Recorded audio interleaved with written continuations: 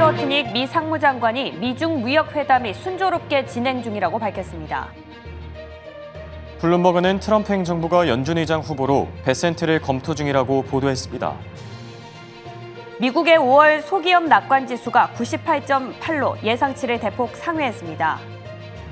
세계은행이 올해 세계 경제 성장률 전망치를 기존 2.7%에서 2.3%로 크게 낮췄습니다. 미국의 3년물 국채 입찰 수요가 부진한 걸로 확인됐습니다. 뉴욕타임즈는 메타가 초지능 AI 연구소 설립을 추진 중이라고 밝혔습니다. 게임스탑의 1분기 매출이 예상치를 하회하면서 시간외에서 4% 이상 하락하고 있습니다. 웰스파고가 테슬라의 목표가를 $120로 낮추면서 60% 급락 가능성을 제시했습니다.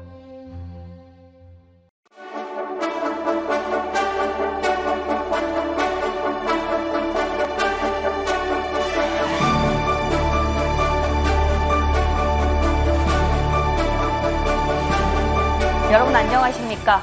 굿모닝 오늘의 증시 박지영입니다. 안녕하십니까? 홍성진입니다. 자, 미중 간 무역 협상이 런던에서 진행 중인 가운데 이틀이 지났지만 뚜렷한 성과는 보이지 않고 있는데요. 그럼에도 협상단에서 긍정적으로 협상이 진행 중이다라고 밝히면서 증시는 상승 마감했습니다. 네, 여기에 또 필요할 경우에는 내일까지 협상이 진행될 수 있다라고 했었죠. 자, 무역 회담과 관련된 속보들도 같이 체크해 봐야 되겠습니다. 자, 이런 가운데 국내에서는 정책을 필두로 순환매가 빠르게 진행되고 있습니다. 이 가운데서 어떤 기업이 진짜일지 옥석 가려내 보고요. 네, 그리고 테슬라가 또 깜짝 반등한 하루였었죠. 5% 넘게 뛰었는데요. 관련 이슈들도 같이 점검해 보겠습니다. 자, 이제 본격적으로 굿모닝 오늘의 증시 출발합니다.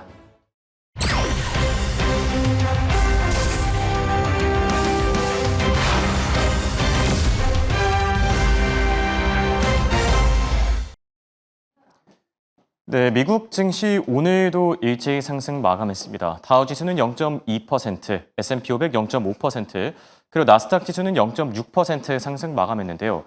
미중 무역 회담이 이틀 차에 접어들었죠. 필요할 경우에는 내일까지 회담이 진행될 수 있다라고 전했고 관련해서 계속해서 긍정적인 소식들이 들리는 만큼 증시 투자 심리도 많이 안정된 모습입니다. 그리고 중소형주 중심의 러셀 2000 지수도 3거래일째 상승하면서 좋은 흐름 보여줬고요. 또 오늘 시장의 주목을 받았던 건 암호화폐 쪽이었죠. 비트코인은 11만 달러에 근접했고 또 이더리움 무려 8% 급등하면서 리스크 온 심리가 전반적으로 나타난 하루였습니다. 자, 그럼 섹터별 흐름을 통해서 증시의 전체적인 분위기도 같이 살펴볼까요? 오늘 11개의 섹터 가운데 대부분의 섹터가 선방해 줬는데요. 유일하게 하락했던 건 아쉽게도 산업재, 인더스트리얼 쪽이었고요.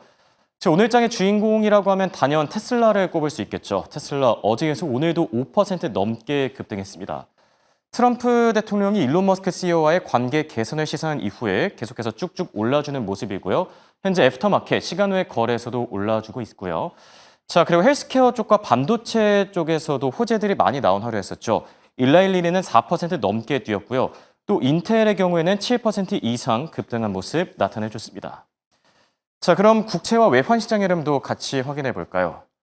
오늘 국채 그리고 외환시장 역시나 미중 무역 협상 결과를 기다렸는데요. 3년물 국채 입찰 수요가 다소 부진하게 나오긴 했지만 다행스럽게도 10년물 국채금리, 장기 국채금리에는 상방 압력을 가하진 않았습니다. 10년물 국채금리는 전장 대비 소폭 하락한 채 4.47%에서 거래를 마쳤고요. 또 달러 인덱스는 강보합권에서 거래를 마쳤고 역외 환율에서 현재 원달러 환율 0.8% 올라서 1,365원대에서 거래 중입니다. 그럼 오늘장 체크포인트 같이 확인해 볼까요? 먼저 오늘 준비한 첫 번째 키워드는 바로 미중 무역회담입니다. 러트닉 미국 상무장관, 미국 무역회담이 순조롭게 진행 중이라고 밝혔는데요.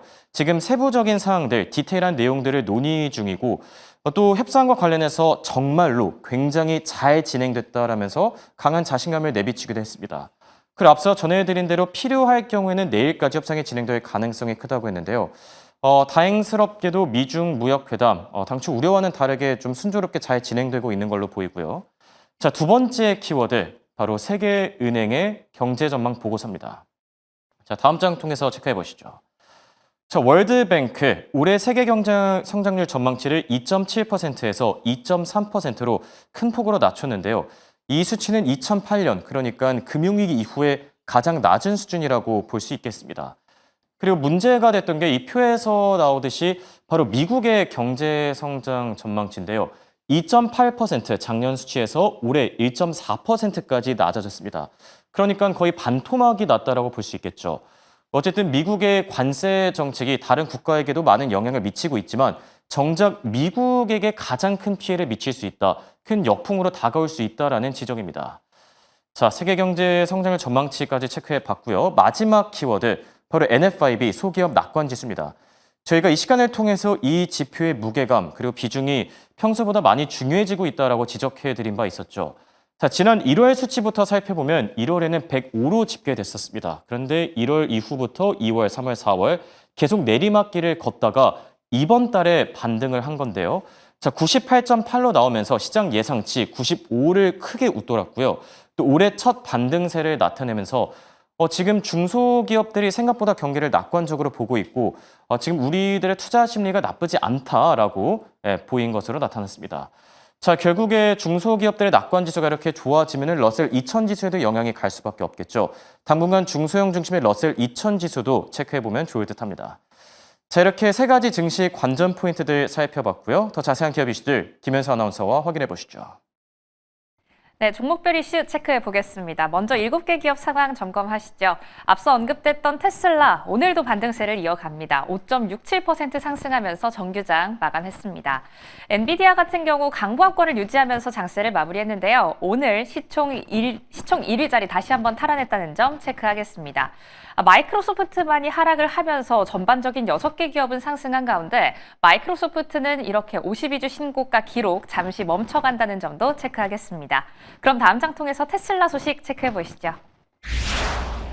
테슬라 지난주에 정말 큰 폭으로 하락한 이후에 다시 한번 반등 시도해주고 있습니다.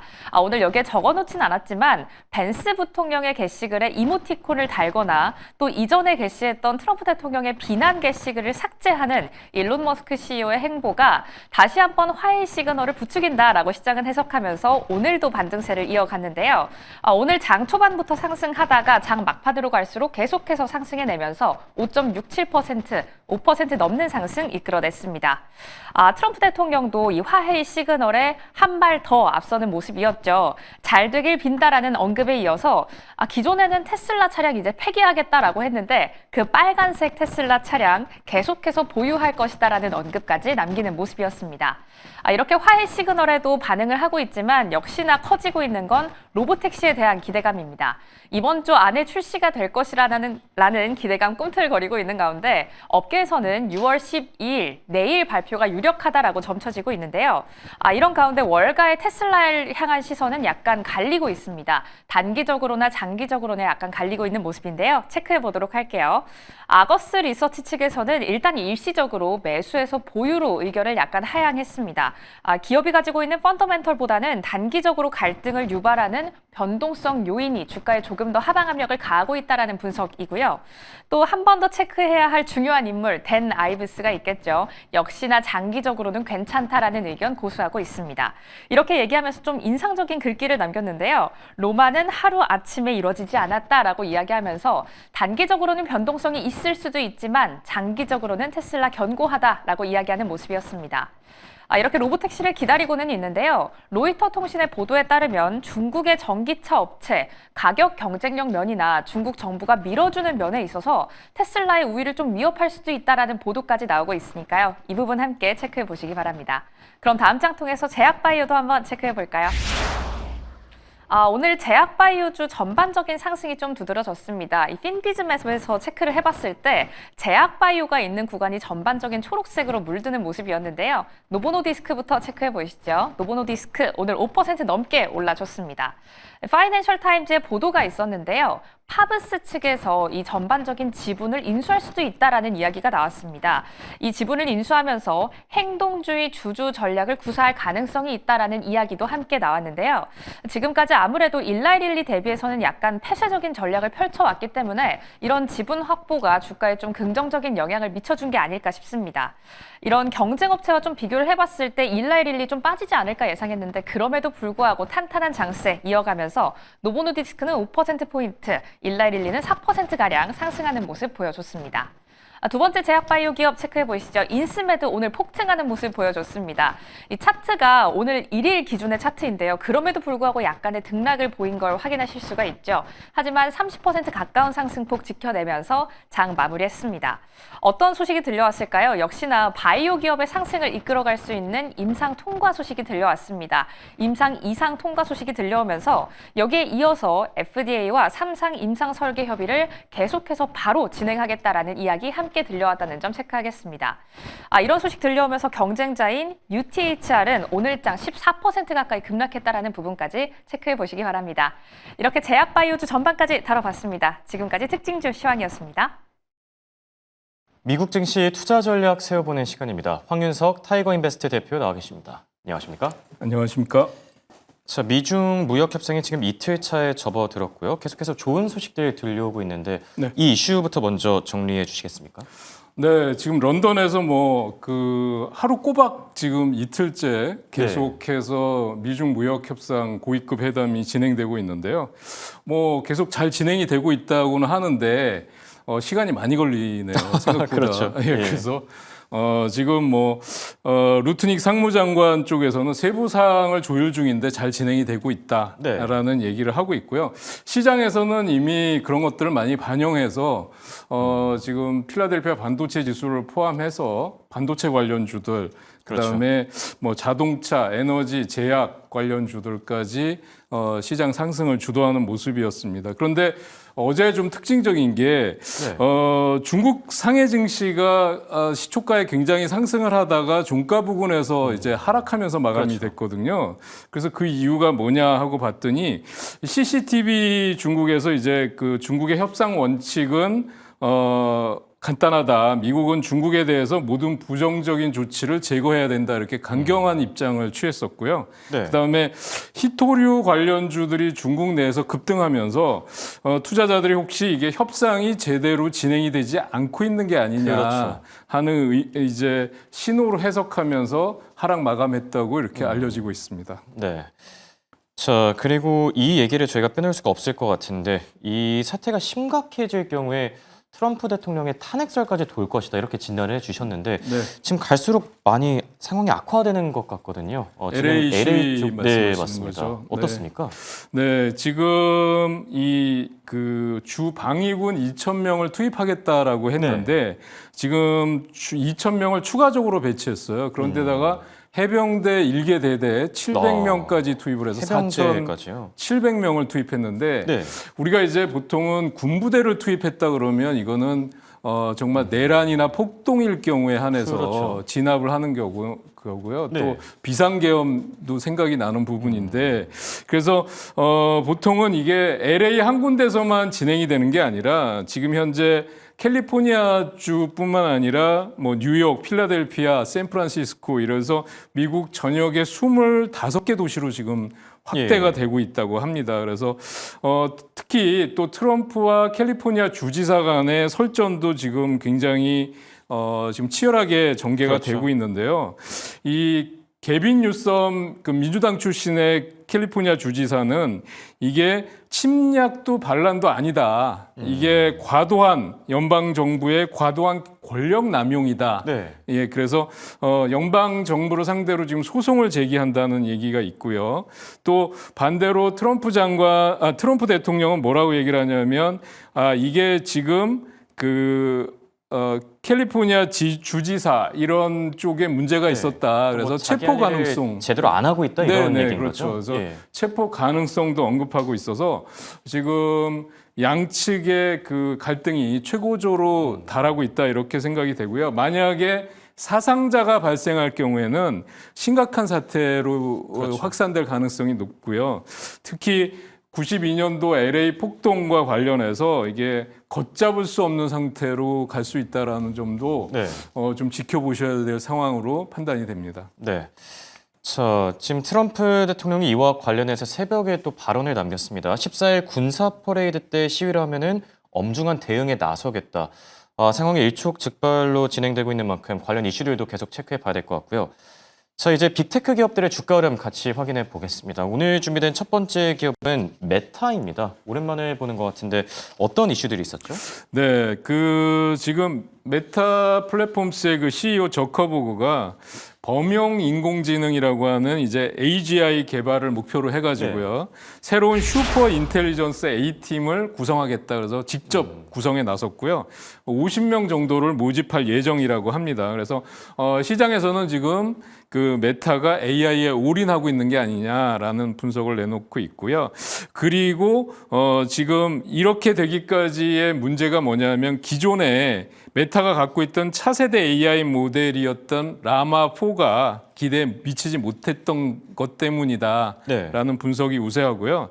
그다음에 또 하나는 AI 쪽의 스타트업인 스케일 AI 지분을 49%를 148억 달러에 인수했다. 라는 발표를 했습니다. 그래서 이 스케일 AI는 알렉산더 왕이 설립한 데이터 라벨링 전문 기업인데요. 마이크로소프트라든지 오픈AI라든지 주요 고객사들의 머신러닝 시스템 학습을 지원하고 또 생성형 AI를 함께 핵심 기업으로 분류되는 회사입니다. 그래서 지금 메타의 경우는 이런 것 때문에 이제 AI 관련 그 쪽에 박차를 가하는 상황이다 이렇게 보여지는데요. 주가의 흐름은 그런 기대만큼 그렇게 썩 좋지는 않았다고 보여집니다. 그래서 지금 메타 같은 경우는 V자형 반등이 나오고 있는 상태인데요. 지금 이 뉴스가 발표되고 나서 위아래 꼬리가 길게 달린 그러니까 장중의 변동성이 상당히 컸다는 거죠. 그래서 위아래 꼬리가 길게 달린 십자형 양봉이 나왔고요. 직전 고점 지금 740달러까지 이제 근접해 있는 상황입니다. 그래서 주봉을 한번 확인해 보시면은 지금 740달러 고점 돌파를 눈앞에 두고 있는 상황이다. 그래서 역시 보유하고 계신 분들은 메타의 경우는 지금 뭐 차익 실현할 필요는 없겠지만 신규 진입하기에는 상당히 부담스러운 구간이다 이렇게 말씀드릴 수 있을 것 같습니다. 알겠습니다. 자, 그리고 테슬라에 대한 얘기를 오늘 빼놓을 수가 없죠. 거침없이 올라주고 있습니다. 사실 밤사이 안 좋은 리포트도 있었거든요. 웰스파고 측에서는 뭐 테슬라 주가 향후 60% 하락할 가능성이 크다 이렇게 지적을 하기도 했었는데 그럼에도 불구하고 트럼프 대통령과의 이 이슈가 더 크게 작용하는 것 같아요. 네, 그렇습니다. 이제 뭐 사실상 갈등이 이제 뭐 마무리된 거 아니냐 이렇게 얘기가 나왔고요. 그래서 우호적인 관계를 또 강조했고 또 백악관의 스타링크 이용이 계속될 것이다 이렇게 언급하면서 그동안의 첨예한 갈등이 마무리되는 모습을 보여줬고요. 무엇보다도 이제 6월 12일 날 자율주행 그 모델인 이제 모델 Y를 통해서 텍사스 오스틴 쪽에서 이제 로보택시 출시 기대감이 작용하고 있는데요. 그 일론 머스크가 또 자신의 트윗을 통해서 그 모델 Y 자율주행 그 동영상을 또 보여줬어요. 그래서 이게 또 주가 상승의 요인이 아닌가라는 분석도 많이 나오고 있는 상황입니다. 역시 지금 테슬라의 일봉 차트를 보고 계시면 위아래 꼬리가 정말 현기증이 날 정도로 변동성이 상당히 컸고요. 그러면서 종가는 지금 5% 넘게 상승으로 마감이 되면서 326달러 정도 선까지 와 있는 상태입니다. 그래서 한간에 지금 로보택시에 대한 기대가 너무 과도한 거 아니냐라는 우려도 나오고 있는 상황이기 때문에 역시 좀 지켜보셔야 될 것 같고요. 이미 그 우리가 생각했던 로보택시의 어떤 획기적인 그 평가라든지 그런 거를 만족시키지 못한다면 오히려 차익 실현을 해야 되는 그러니까 뉴스에 우리가 보통 차익 실현을 하라고 얘기하잖아요. 그래서 차익 실현을 하는 게 좀 더 안전하지 않을까 개인적으로는 그렇게 판단을 하고 있습니다. 네. 테슬라에 투자하고 있는 서학개미 분들께 좋은 조언이 되지 않을까 또 생각이 들고요. 자, 다음 살펴볼 기업은 TSMC입니다. 땡큐 엔비디아라는 말이 절로 나오는 것 같은데 5월 매출이 상당히 잘 나오지 않았습니까? 네, 그렇습니다. 지금 5월 매출이 14억 6천만 달러로 전년 동기 대비해서 37% 가까이 급증한 걸로 나타났고요. 또 1월 달부터 5월 달까지의 매출이 42.6% 증가한 걸로 나타났습니다. 그래서 지금 TSMC 같은 경우는 이제 엔비디아 실적 발표를 통해서 이제 긍정적인 신호가 나타냈고 이미 TSMC 경영진은 AI가 데이터 센터를 넘어서서 PC나 스마트폰, 자동차, 사물 인터넷까지 확산이 되고 있다라는 얘기를 했고요. 네. TSMC는 또 관세나 이런 영향과 무관하게 지속적인 상승을 지속할 수 있다라는 대형 투자은행들의 전망이 나오면서 지금 계속해서 성장하는 기업이다. 목표가 $220, 뭐 $250까지도 높여 잡고 있는 상황입니다. 그런데 지금 현재 주가가 이미 $212 선을 가고 있고요. 윗꼬리가 달려 있는 양봉이 나온 상태입니다. 그래서 지금 우리가 좀 생각해 봐야 될 거는 이제 미중 무역 협상의 어떤 최종 결과가 타결되는 게 발표가 된다고 한다면 이미 우리가 생각했던 범위 내에서 형성이 된다 그러면 사실 이 그동안 상승을 주도해 왔던 AI 반도체 기업들에는 그런 사항이 대부분 반영됐을 가능성이 높습니다. 네. 그래서 TSMC뿐만 아니라 그동안 필라델피아 반도체 지수들이 계속해서 상승했던 만큼 AI 반도체 관련주들에 대한 무리한 추격 매수는 자제하실 필요가 있다라는 말씀을 드릴 수 있겠습니다. 알겠습니다.